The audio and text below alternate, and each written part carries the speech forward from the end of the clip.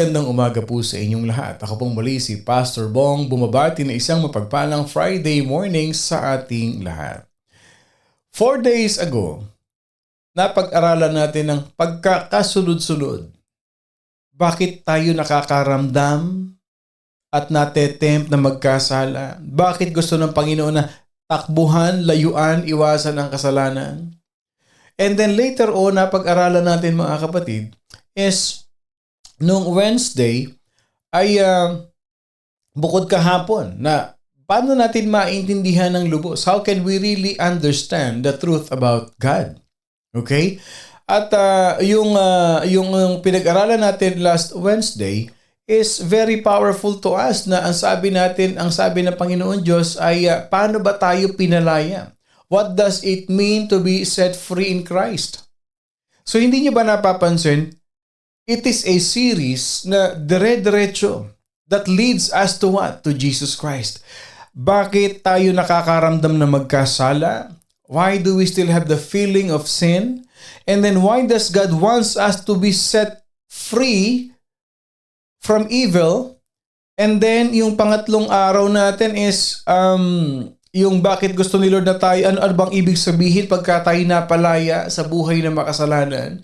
And then kahapon pinag-aralan natin, ano ba ang katotohanan na dapat nating maintindihan? What are the truths that we need to know about God?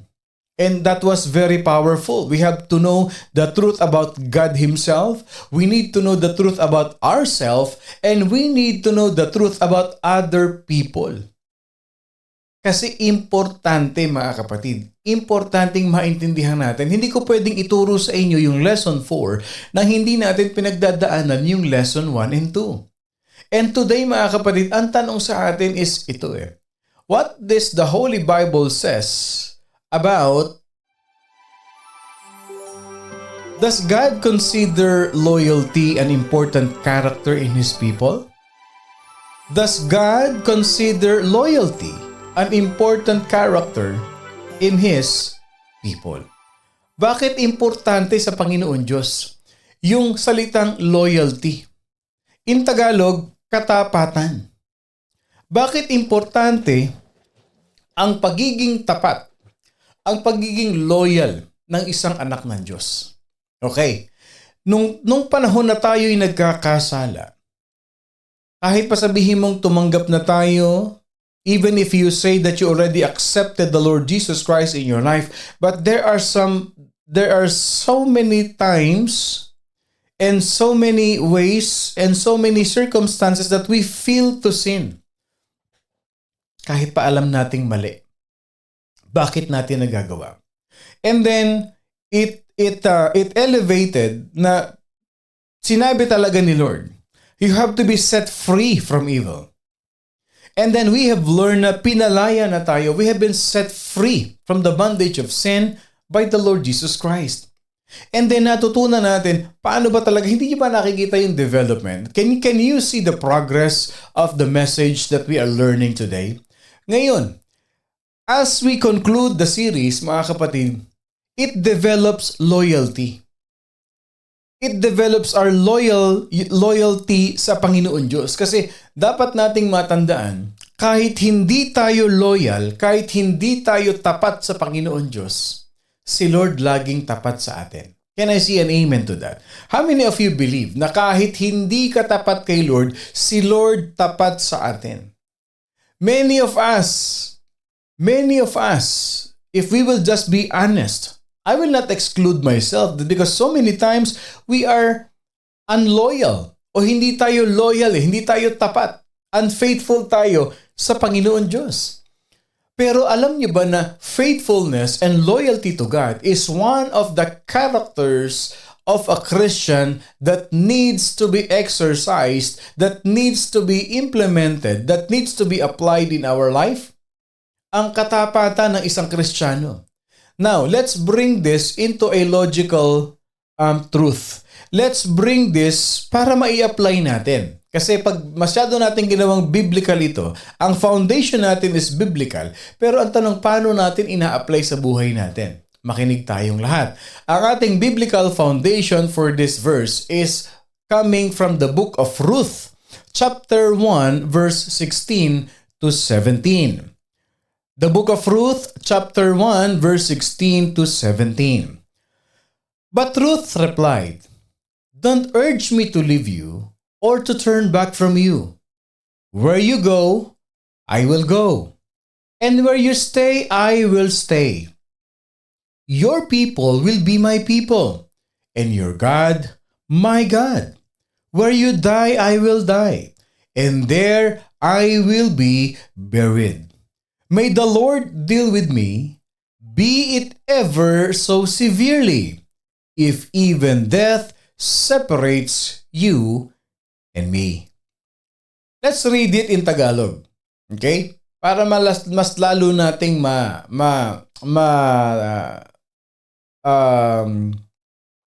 maintindihan. Okay?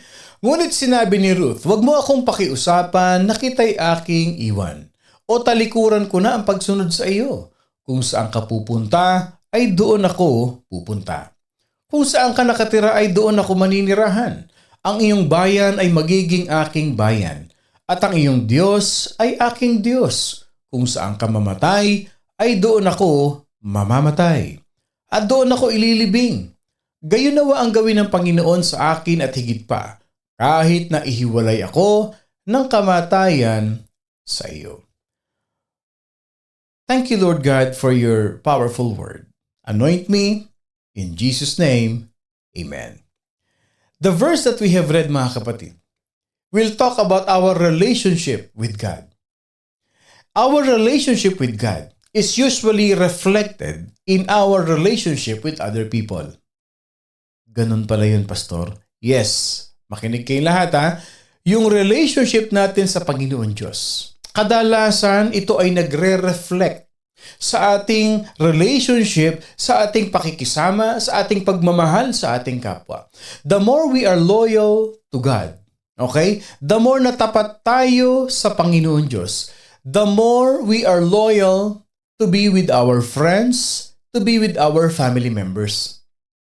Yes, huwag niyong kakalimutan that the two great commandments of the Lord to each and every one of us is loving God, loving people.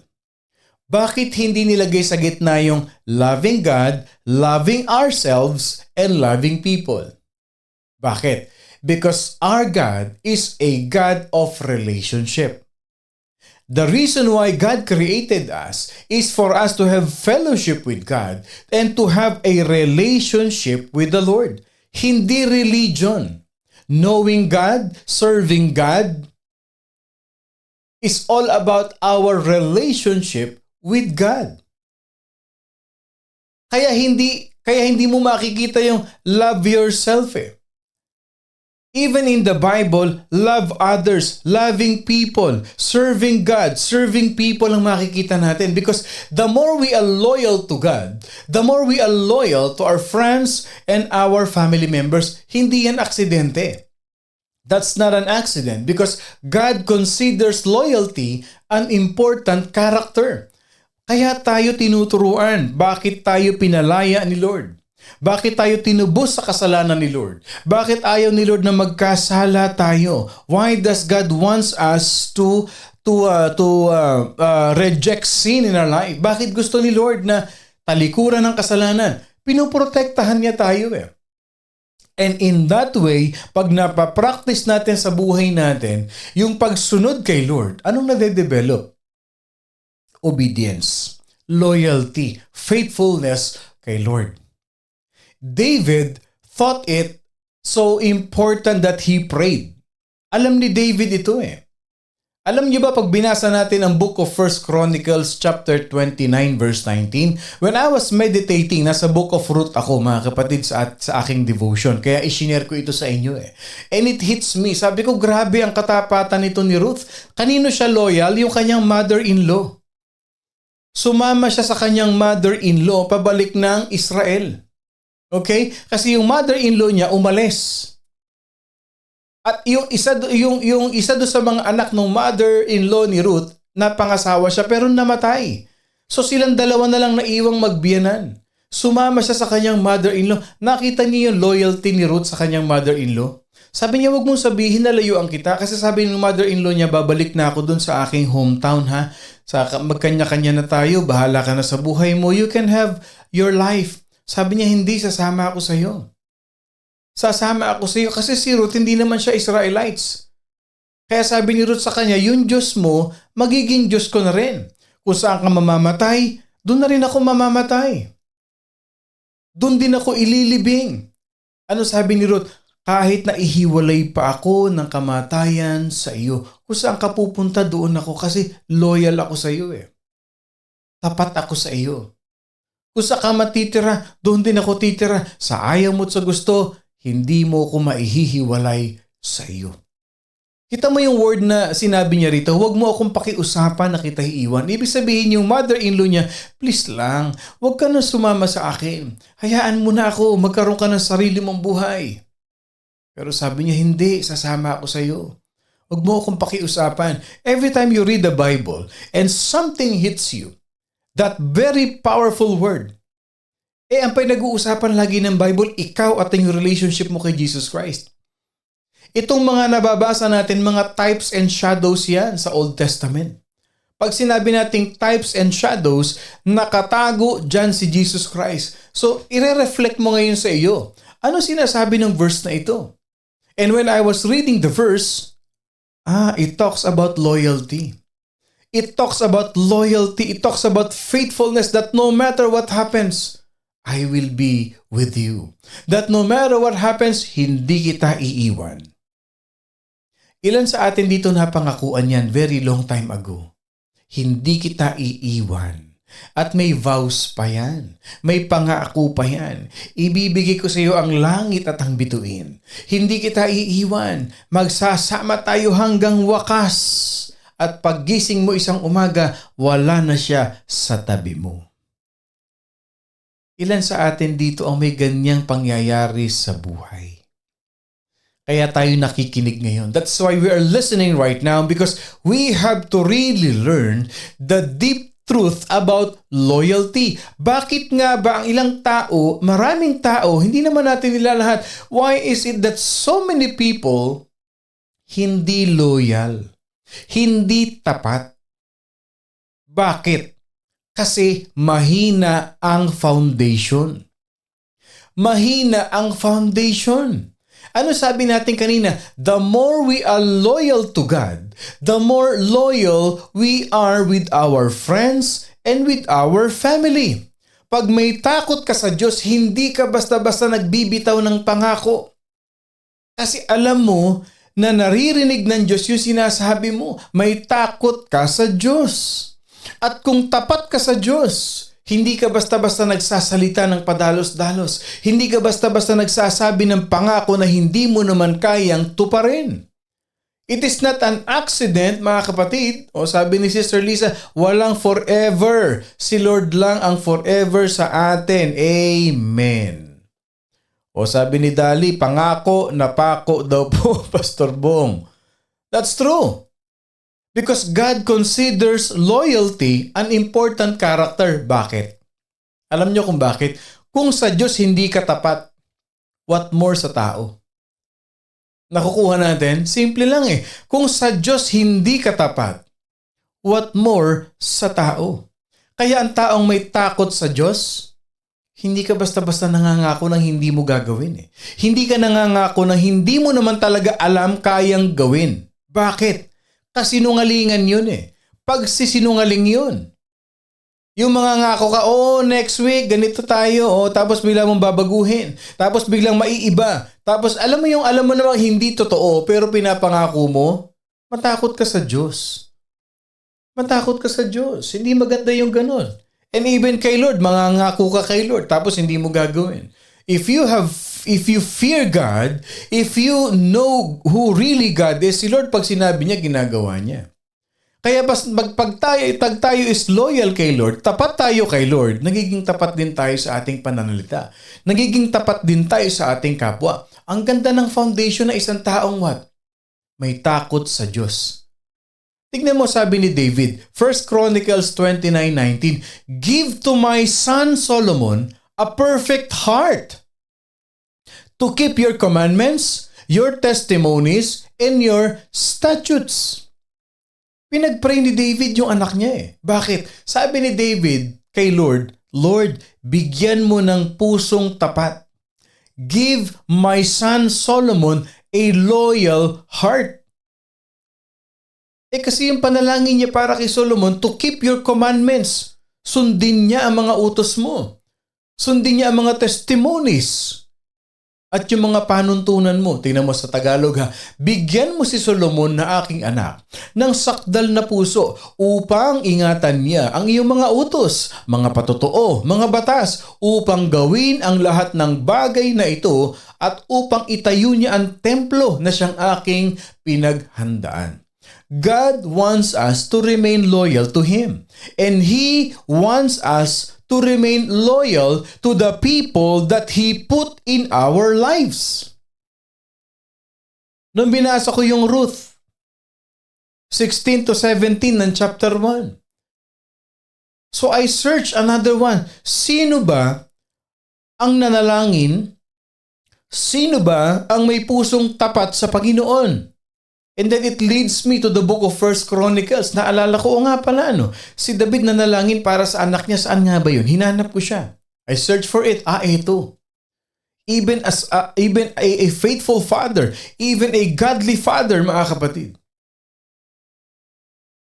A godly father was prayed for his son, mga kapatid. For example, si Jonathan, na anak ni King Saul, he remained loyal to David even at the risk of his what? Of his own health and safety. 1 Samuel chapter 18 verse 4. Ano sabi ni Jonathan doon? Jonathan took off the robe that he was wearing, gave it to David, along with his tunic, and even his sword, his bow, and his belt. And even in the same book, 1 Samuel, taas ka lang na isang chapter 19, binalaan ni Jonathan si David. Sabi ni Jonathan kay David, papatayin ka ng tatay ko. Bago mag-umaga, umalis ka na, magtago ka na. Loyalty, faithfulness, tapat na kaibigan. Sarili niyang tatay yun. Alam niya papatayin si David. Sabi niya, umalis ka na dito. My father is looking to kill you. Importante yan, mga kapatid eh. Because Jonathan knows that David is anointed by God. Alam ni Jonathan na si David ang papalit sa tatay niya bilang hari. Nagselos ba siya? Hindi. Magkaibigan silang dalawa. Kung meron dapat magselos si Jonathan, sasabihin niya siguro na bakit siya magiging hari? Ako anak ni Saul. Pero ganun pa man.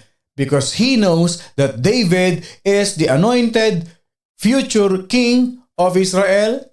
Sinuportahan niya kasi bakit? Nirespeto niya ang Panginoon Diyos eh. It only means one thing. Even at the risk of his own health and safety, mga kapatid, there are many people who remain loyal. Lalong-lalo na sa mga taong ginagamit ng Diyos para sa kanila. In the New Testament, we can see a bond of loyalty between Apostle Paul and Barnabas. Itong dalawang magkaibigan na ito, disciple ni Paul si Barnabas, kahit na hindi sila nagkakasundo kung minsan, nag-aaway din yan. But they were used by God to change the course of the world for Christ.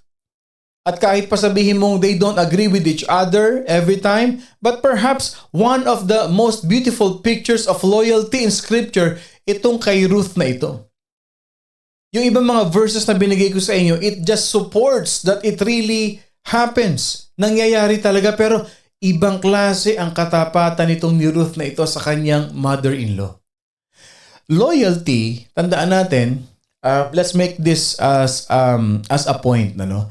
Loyalty also demands trust.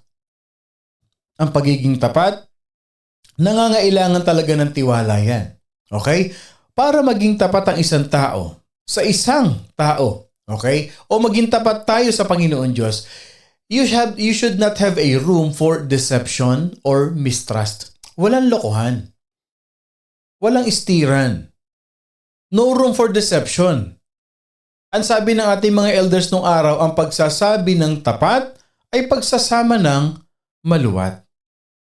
Naiiwasan yung mistrust. At ang nagiging resulta, individuals, they remain loyal to one another. And they can relate at much deeper levels than the others. Pag tapat ka talaga, mas lalong lumalalim ang relationship ninyo. Alam mo yung taong yan, kahit ganyan magsalita, totoo yan. Totoo yan. He is a dependable person. As someone who is loyal is a dependable person. Anong goal natin dito? Kung minsan nagkakaroon tayo ng mga promises na talaga namang impossible to achieve, mga kapatid, iwasan na natin yan. Iwasan natin magsalita ng mga bagay na hindi natin kayang panindigan. Ano ba naman sabihin mo na hindi ko kaya yan? At least you become honest. Kasi loyalty, it demands trust. Paano magiging loyal sa iyo yung isang tao, yung kaibigan mo, yung kamag-anak mo, even yung asawa mo, kung walang tiwala sa iyo? Same thing. So ikaw, kailangan mo ng pagtiwalaan kanya para magtiwala sa iyo. Pero it's not the same thing with God. Kasi bakit? Hindi natin pwedeng questionin yung loyalty ni God eh. Since from the beginning, loyal na talaga si Lord sa atin. Ang tanong, ikaw, loyal ka ba kay Lord? Yung loyalty mo ba kay Lord, nandoon talaga. Importante yan. The foundation of our faithfulness, the foundation of our being is depend upon our relationship with God. Kaya dyan palang masusukat mo na kung sa Diyos hindi siya loyal, what more sa iyo pa? Hindi ba? What more? Bakit? O gawin natin point number 2. Because disloyalty, it causes division.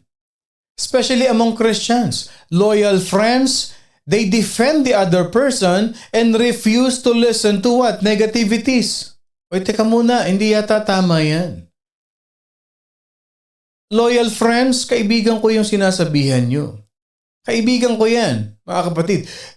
At tignan mo yung mga kaibigan mong tapat sa iyo. Pag may sinabing hindi maganda sa'yo, ipagtatanggol ka niyan.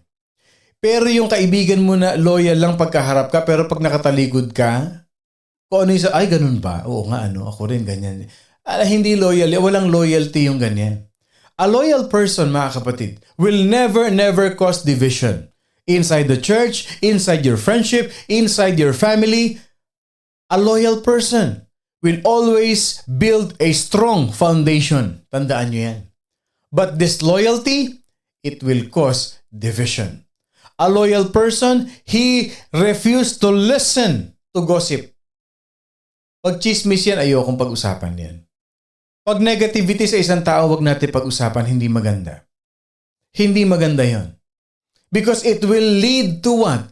Division. It causes division. Kaya alam niyo maraming church nahahati, naghihiwa-hiwalay. Bakit? May mga disloyal eh. Number 1, disloyal kay Lord. Kaya pag yung disloyalty niya kay Lord, disloyalty sa pastor, disloyalty sa leaders ng simbahan, ano nangyayari? It causes division. That leads us to point number 3. Loyalty speaks the truth. Loyalty speaks the truth. A loyal person, ang isang taong tapat, he has a strong sense of responsibility. Dahil ang tunay na katapatan, genuine loyalty, is not built around circumstances. Yung loyalty, hindi mo lang nasusubukan pagdating ng mga bagay na may pagsubok, may circumstances, o kung ano yung nasa paligid niya, o kung gaano kasikat yung taong pinaglilingkuran niya, or out of his convenience. May mga tao kasing ganito eh. They are only loyal when they are convenient. Pero pag hindi na sila convenient, bumabaligtad na, nag-iiba na. Pag hindi na naaayon sa kagustuhan nila, ano yun? Ayoko na. Dito na ako sa kabila. Dito na ako. Wag ganun. Sabi nga, wag ganun, uy. Wag ganun, mga kapatid. A loyalty speaks the truth. Kailangan ng isang taong loyal may strong sense of responsibility regardless of the circumstances, regardless of his environment, regardless of his popularity, regardless of his convenience, nandun pa rin yung loyalty mo.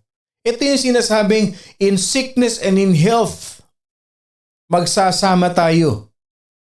Di ba ang sarap nung magkaibigan kayo na kahit sabihin mo na kamatis na lang ang ulam nyo, nandyan pa rin ako. Kahit against the world. Kahit na anong sabihin nila sa atin, tol, kaibigan mo ako. Walang iwanan. Wala tayong iwanan. Alam ninyo, magpasalamat kayo sa Panginoon kung meron kayong tapat na kaibigan sa buhay nyo. Yung kaibigan ninyo na kahit na kinalaban na kayo, kinawawa na kayo, inatake kayo ng kahit sino pa, pero hindi ka iniwan ng kaibigan mo na yan. At kung may kaibigan kang ganyan, ipagpasalamat mo, i-comment mo sa comment section. I thank God for this person. Ipagpasalamat mo, alam nyo ang tunay na kaibigan, biyaya ng Diyos sa buhay natin yan. Lalong-lalo pa nga kung prayer partner mo yan. Kung kasama mong naglilingkod sa ministry. Ako, I can say that there is one leader. There are leaders in the church who really stood by me. Hindi ko nababanggitin. Pero alam mo kung sino ka, kapatid. Who stood by me in storms and trials and thunders of life. It is a blessing to us, mga kapatid. Bakit? When we become loyal to God, if we become faithful to God, we become faithful and loyal to the servant of God. We become loyal and faithful to the children of God, to the people around us. Kasi ang foundation natin ng katapatan natin nasa Panginoon Diyos. Loyalty is built on devotion to God and love to others. At ang tunay na kaibigan, itinutuwid ka. Ang tunay na kaibigan, nire-rebuke ka. Ang tunay na kaibigan, ang tunay na pagmamahal, it's not a pampering love. It's perfecting love.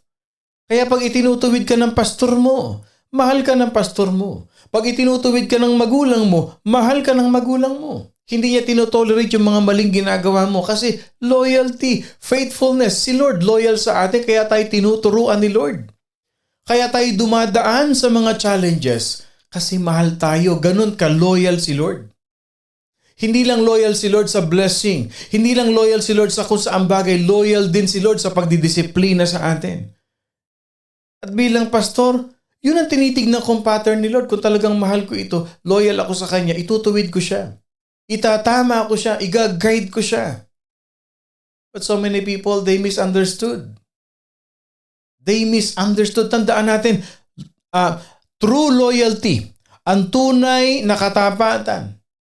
True loyalty is built on devotion to God and love of others. Why? Because God always rewards those who remain loyal to Him. God will always reward to those people who remain loyal to the people that He places in our lives. Nire-reward ni Lord yung mga taong tapat sa Kanya. Nire-reward ni Lord yung mga taong tapat sa mga taong inilalagay ng Diyos sa buhay natin. Ilan sa atin dito ang may tunay at tapat na kaibigan? Can I see an amen? Can I see an amen? Ilan sa atin dito? How many of us here has loyal friends? Yun talagang through thick and thin. Nandyan sa iyo. Hindi ka iniwan. Kasama mo. Maging tapat ka sa kanila. Maging tapat ka sa kanila. Nilagay ni Lord sa buhay mo yan upang gamitin ni Lord as instrument na para patatagin ka. Prayer partner mo yan. Pastor mo man yan. Elder mo man yan. Cell group leader mo man yan. Counselor mo man yan. Inilagay ni Lord sa buhay mo yan.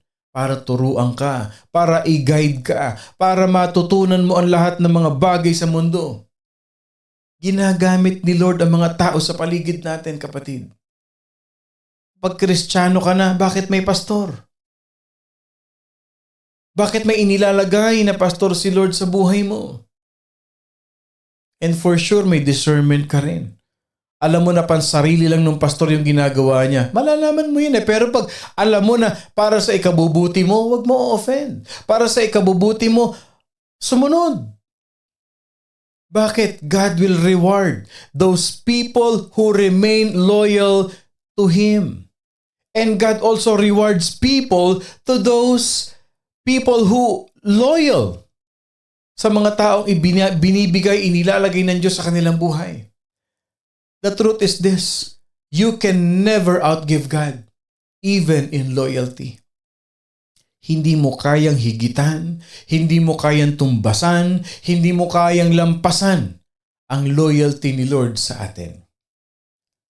I hope and pray that we have learned a very powerful lesson to become a person whose loyalty is in God, a person whose loyalty is in to those people whom God places in their lives. Application sa buhay natin. I-apply natin. Maraming tao kasi alam nyo masyadong dudoso. Yung parang hirap na hirap magtiwala, hindi mo rin naman maiaalis. Na dahil marami na rin taong nanloko sa kanya. Marami na rin taong sinamantala ang kabaitan. Kaya tuloy may mga tao na hirap magtiwala. Dalhin mo kay Lord. Dalhin mo kay Lord. Kung may kilala kang tao na hirap magtiwala, i-introduce mo si Lord. Let His trust, let His faith, let His heart mold into the loyalty, into the faithfulness of God. Bakit nahihirapang magtiwala? Kasi hinuhold back eh.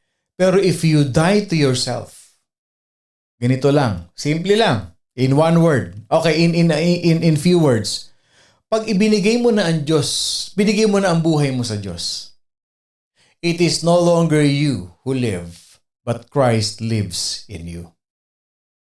Yung pagtitiwala sa mga tao, ano man ang gawin nila sa iyo, God will take care of you. Sige, lokohin niyo ako. Mananagot kayo sa Diyos ko. Basta ako, mananatili akong tapat. Magiging loyal ako. I will be true. I will be true. And my loyalty will be built on devotion to God and love of others. Because I will speak the truth. That is loyalty.